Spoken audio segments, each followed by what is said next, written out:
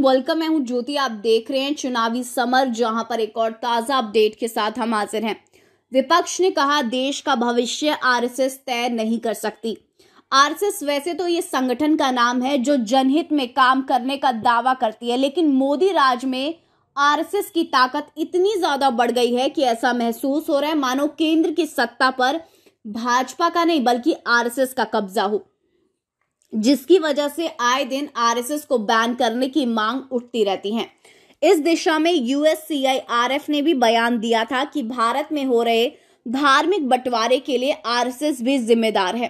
साथ ही संस्था ने आरएसएस को चेतावनी भी दी थी कि अगर आरएसएस ने खुद के चरित्र में सुधार नहीं किया तो फिर उसे बैन किया जा सकता है। वैसे आज आरएसएस के बारे में चर्चा करने की वजह यह है कि विपक्ष ने एक बार फिर से ये कहा कि देश का भविष्य आरएसएस तय नहीं कर सकती है। जैसा कि हम जानते हैं कि आरएसएस के खिलाफ अक्सर ये आरोप लगते रहे हैं कि संगठन भारत में अपना संविधान लागू करना चाहती है। वहीं केंद्र के साथ साथ भाजपा शासित राज्यों में भी आरएसएस खुलकर हस्तक्षेप करती है, चाहे मंत्रिमंडल का विस्तार हो या फिर कोई अन्य बड़ा फैसला।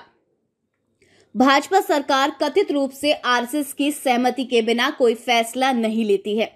ऐसे में कांग्रेस नेता राहुल गांधी ने राष्ट्रीय स्वयंसेवक संघ पर निशाना साधते हुए ये कहा कि भाजपा का पैतृक संगठन तमिलनाडु का भविष्य तय नहीं कर सकता।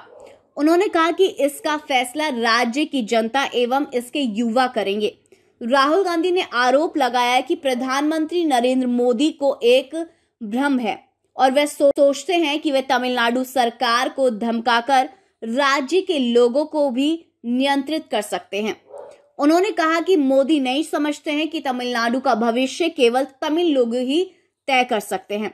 उन्होंने ये कहा कि नागपुर के निक्कर वाले कभी भी राज्य का भविष्य तय नहीं कर सकते।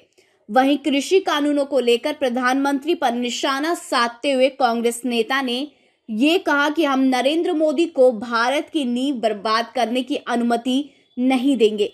इस तरह विपक्ष ने आरएसएस के खिलाफ मोर्चा खोलते हुए भाजपा को इस तरह से चेतावनी दे दी है कि देश या राज्य का भविष्य आरएसएस के द्वारा नहीं बल्कि जनता के द्वारा तय किया जाएगा।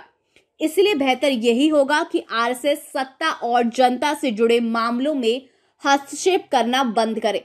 जाहिर सी बात है कि विपक्ष के बयान से यूएससीआईआरएफ के कड़े रुख को और मजबूती सकती है और संभव है कि संस्था जल्द ही आरएसएस के पर को कुतरने का काम शुरू कर दे। इस पर आपकी जो भी राय है आप प्लीज कमेंट सेक्शन में जरूर लिखें। Thank you so much. Keep watching today's for more news.